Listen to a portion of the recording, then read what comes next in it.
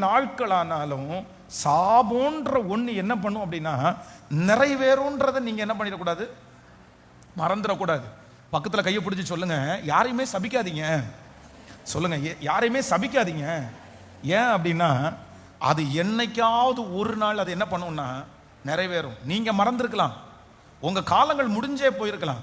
அந்த சூழ்நிலையில ஏதோ நீங்க பேசிட்டீங்க, அந்த கோபத்துல நீங்க ஏதோ பேசிட்டீங்க, அவ்வளவுதான். அடுத்த நிமிஷம் நீங்க சாப்பாடை கேட்டீங்க, அடுத்த நிமிஷம் நீங்க சாப்பிட்டீங்க, அடுத்த நிமிஷம் உன் பிள்ளைய நீங்க மன்னிச்சிட்டீங்க, அடுத்த நிமிஷம் நீங்க பழையது மாதிரி ஆயிட்டீங்க.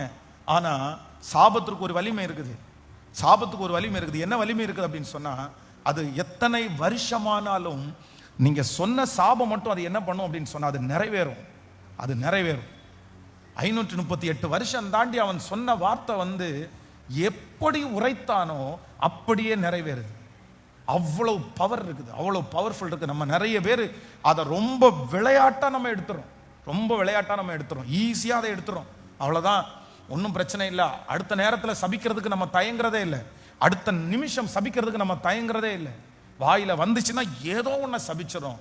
இல்ல ஆண்டவருடைய பிள்ளைகளே, ரொம்ப கவனமா இருக்கணும். எதுல கவனமா இருக்கணும்னா, நான் அப்படிப்பட்ட ஒரு மைல் கல்லை இல்லை அப்படிப்பட்ட ஒரு காரியத்தை நான் வச்சுட்டு போக மாட்டேன். என் பிள்ளைகளுக்கு வச்சுட்டு போக மாட்டேன், என் குடும்பத்துக்கு வச்சுட்டு போக மாட்டேன்.